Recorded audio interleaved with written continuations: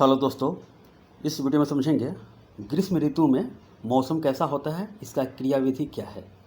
मार्च एवं अप्रैल में मौसम कैसा है इसके बारे में देखेंगे। मई में कैसा मौसम रहता है और जून में कैसा मौसम होता है ये भी समझेंगे।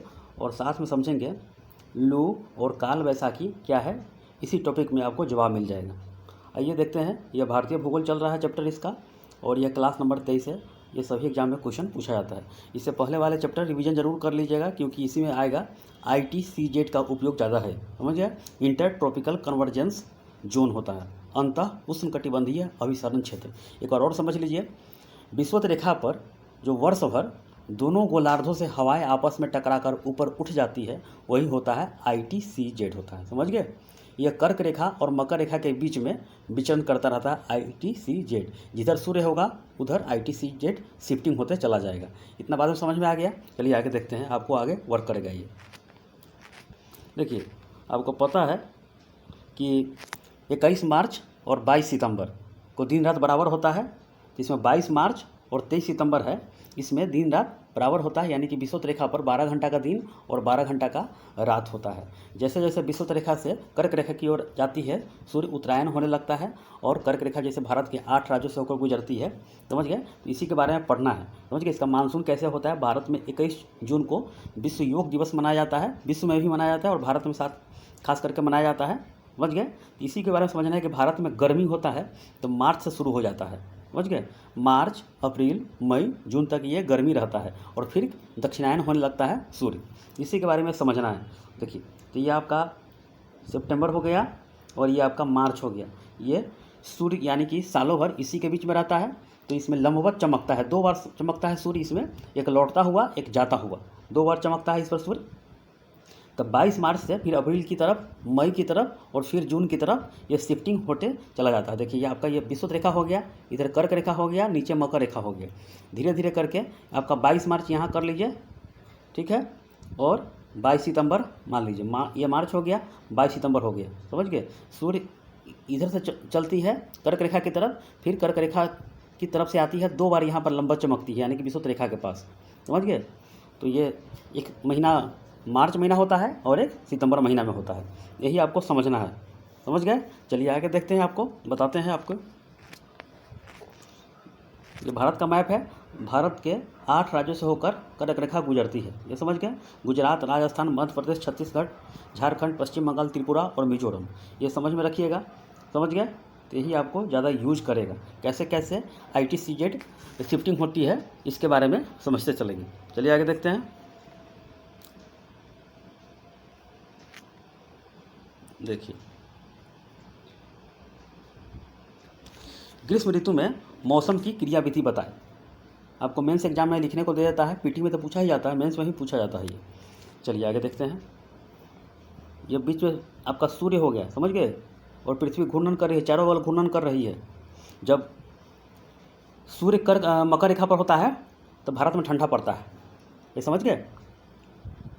कल के वीडियो जरूर रिवीजन कीजिएगा, जलवायु वाला शुरू से करते आइएगा। ये 30वां वीडियो है, रिवीजन करते आइए। देखिए, आइए समझाते हैं आपको।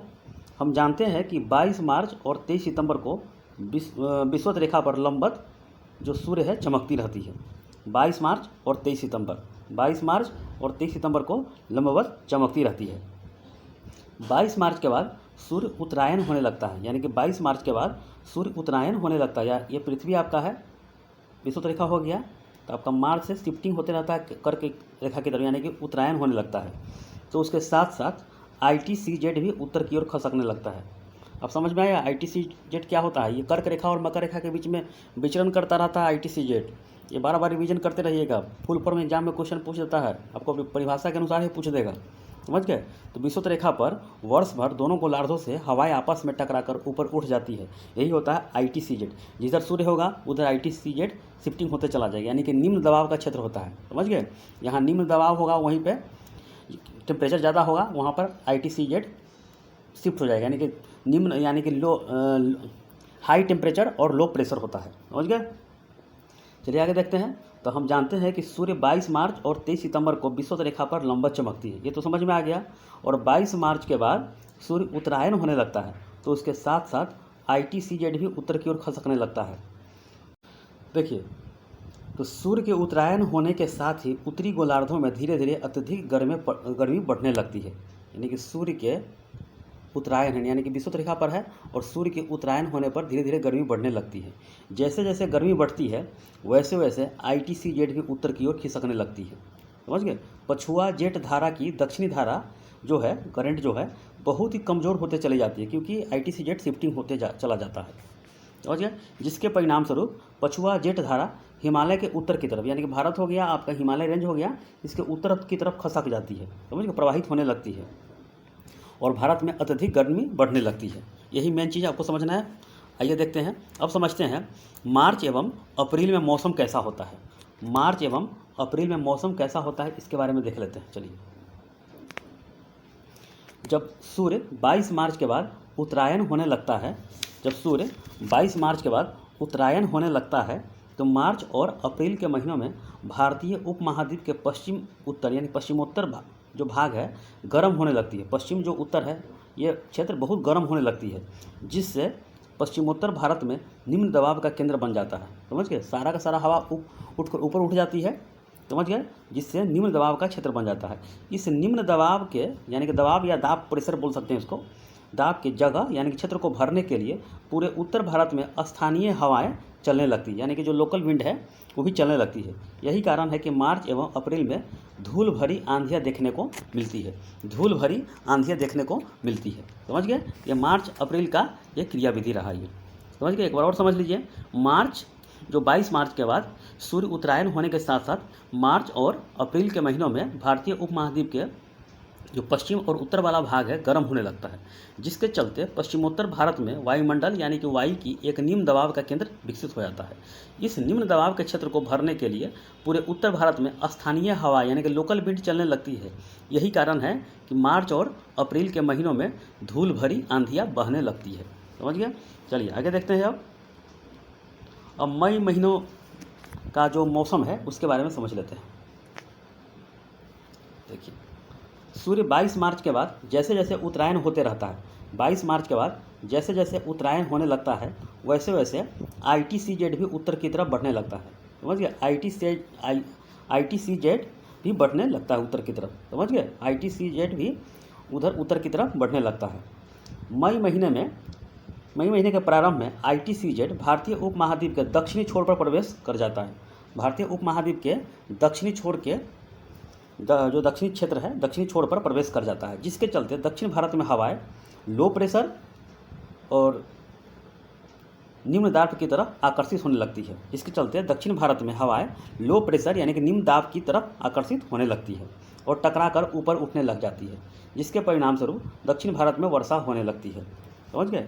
एक बार और समझ लीजिए, मई महीने के प्रारंभ में ITCZ भारतीय उपमहाद्वीप के दक्षिणी छोर पर प्रवेश कर जाती है, यानी कि दक्षिणी छोर पर प्रवेश कर जाती है। समझ गए।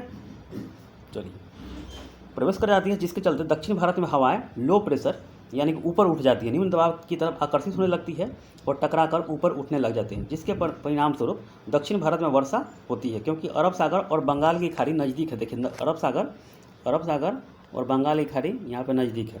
समझ गए। नज़दीक होने के कारण दक्षिण भारत के वायुमंडल में नमी की मात्रा अपेक्षाकृत अधिक होती है। यही कारण है कि ITCZ के सहारे जब हवाएं टकराकर ऊपर उठती है तो इन हवाओं से दक्षिण भारत में वर्षा होने लगती है। यह वास्तविक मानसूनी वर्षा नहीं है, इसे हम मानसून पूर्व फुहार बोलते हैं। मानसून पूर्व फुहार बोलते हैं, क्योंकि मानसून के पूर्व होने वाली वर्षा जो होती है अर्थात फुहार जो फसलों के लिए काफ़ी फायदा पहुंचाती है। समझ गए। इसे अलग अलग राज्यों में इसे अलग अलग नामों से पुकारते हैं। केरल में इसे आम वर्षा मैंगो शावर बोलते हैं। केरल में फूल की खेती होती है और फूल की खेती को ज़्यादा जो फायदा पहुंचाती है, इसीलिए इसे फूलों वाली वर्षा कहते हैं। कर्नाटक में इसे कॉफ़ी वर्षा या चेरी ब्लॉसम कहते हैं। फिर मई महीने के अंत में, यानी कि मई महीने के अंत आ जाता है तो ITCZ लगातार उत्तर की तरफ खिसकने लगता है। जब ITCZ कर्क रेखा के आसपास पहुंचती है, यानी 21 जून के आसपास, तो बंगाल में मौसमी हलचल का केंद्र बनते चला जाता है। यानी पश्चिम बंगाल में तेज़ धूल की आंधी चलती है। साथ ही हवाओं में नमी की मात्रा बहुत ज़्यादा हो जाती है, जिसे बहुत ही मूसलाधार और झंझावटी वर्षा कहते हैं। इसे समझ गए, होती है वहाँ पे, जिससे बंगाल में काफ़ी क्षति पहुँचती है। विशाल यानी कि बड़ी भयानक तूफान आती है बंगाल में इसे खतरनाक तूफान को काल वैसाखी कहते हैं। समझ गए, यही होता है काल वैसाखी। समझ गए, कर्क रेखा के आसपास ITCZ शिफ्टिंग होने लगता है तो बंगाल में मौसमी हलचल का केंद्र बनता चला जाता है।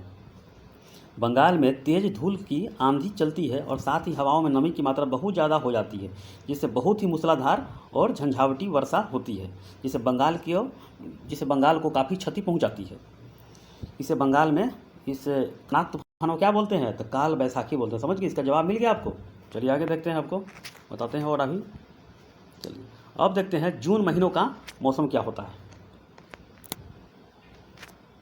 1 जून तक आते आते ITCZ स्वयं को पश्चिमोत्तर भारत में स्थापित कर ले, यानी कि शिफ्टिंग कर लेता है ITCZ, जिससे पश्चिमोत्तर भारत निम्न दाब यानी कि लो प्रेशर का केंद्र बन जाता है और आसपास की हवाएं को भी और भी शक्तिशाली बना देता है, जिसके कारण मई अंतिम सप्ताह एवं जून के प्रारंभ के यानी कि पहला सप्ताह के महीनों में, जून के महीनों में पूरे उत्तर भारत में बहुत ही गर्म हवाएं चलती है और इस समय पूरा भूखंड यानी कि धधकने लगता है, यानी कि बहुत आग की तरह, यानी कि लपटा हुआ आग की तरह धधकने लगता है, क्योंकि ITCZ भी अपने आप को स्थापित कर लेता है और उत्तर भारत में हवाएं चलती है, जिसे लू कहते हैं। समझ गए, इसे ही लू कहते हैं। उत्तर भारत में शिफ्टिंग कर लेता है पश्चिम उत्तर भारत में, समझ गए, और बहुत ही शक्तिशाली हवा चलती है, इसे ही स्थापित कर लेता है ITCZ, वहीं पर लू चलती है। समझ गए, लू का संबंध जो है उत्तर भारत से है, न कि दक्षिण भारत से है। लू बहुत ही गर्म एवं शुष्क हवा है, इसमें नमी की मात्रा बिल्कुल नहीं होती है। यही कारण है कि लू हमारे स्वास्थ्य के लिए एक खतरनाक हवा है। समझ गए, जो हमारे शरीर से नमी को चुरा लेती है, जिससे शरीर में जल की कमी हो जाती है, जिससे डिहाइड्रेशन होता है, आदमी बेहोश हो जाता है। समझ गए, लू मार दिया न कहते हैं। इसलिए नींबू, चीनी, पानी, नमक मिलाकर आप एकदम गर्मी के समय पीते रहे। यह ITCZ पश्चिमोत्तर भारत में जून के प्रथम सप्ताह या 1 जून को अत्यधिक निम्न दबाव का केंद्र बन जाता है। जब बहुत ही शक्तिशाली हो जाता है तो हिंद महासागर में आने वाली हवाओं को अपनी ओर खींच लेता है। समझ गए, हिंद महासागर में हवाओं को अपनी ओर खींच लेता है। अब समझ में आया। चलिए, तो खींच लेता है, तो यहीं पे आपका जो दक्षिण पश्चिम मानसून आती है, जो केरला जो मालाबार तट से टकराती है, वही प्रवेश कर जाती है और जो पश्चिम घाट से टकराकर केरल के मालाबार तट पर 1 जून को वर्षा कराती है। इसके बाद उत्तर में हिमालय तक, पश्चिम में जो दिल्ली तक फैल जाती है। समझ गए, इसी से 80 से 90% जो वर्षा होती है दक्षिण पश्चिम मानसून से होती है। यही आपका समझना था, जून महीने तक आपका क्रियाविधि है। तो आपका ख़त्म हो चुका है ये, समझ गए। देखिए ITCZ एक बार और समझ लीजिए। देखिए आपका यही है, विषुवत रेखा पर वर्ष भर दोनों गोलार्धों से हवाएं आपस में टकराकर ऊपर की ओर उठ जाती है। उसे ही अंतः उष्णकटिबंधीय अभिसरण क्षेत्र या इंटर ट्रॉपिकल कन्वर्जेंस जोन या ITCZ कहते हैं। सूर्य की लंबवत किरणें कर्क रेखा एवं मकर रेखा के बीच विचरण करती है वर्ष भर, अर्थात सूर्य उत्तरायण एवं दक्षिणायन होता है। इसके कारण ITCZ भी बिल्कुल भी विषुवत रेखा पर स्थिर नहीं होता है, यह भी उत्तर दक्षिण की दिशा में विचरण करते रहता है। और ठंडी के दिनों में सूर्य दक्षिणायन होता है तो ITCZ मकर रेखा पर चला जाता है। समझ गए, यानी कि दक्षिण की तरफ चला जाता है। यही मेन चीज़ आपका फोकस था। और ये समझ लीजिएगा, मार्च और अप्रैल महीने का, मई महीने का, जून महीने का जो है भारत में जो कैसे गर्मी का मौसम होता है, यही क्रियाविधि होता है। तो ITCZ एक काफ़ी महत्वपूर्ण रोल निभाता है और सूर्य तो निभाता ही है, विषुवत रेखा भी निभा रहा है। तो ये सब फोकस करते रहिएगा, ठीक है। आपको इतना ही बताना था। चलिए, आपका ख़त्म हो चुका है, इसको रिवीजन बार बार कीजिए, आपका ये चैप्टर ख़त्म हो गया। इसके बाद देखेंगे, डिटेल में देखेंगे जो दक्षिण पश्चिम मानसून है, अरब सागर की शाखा है अरेबियन सी का, उसके बारे में देखेंगे और आपका ये जलवायु वाला चैप्टर धीरे धीरे खत्म हो जाएगा। चलिए, ओके।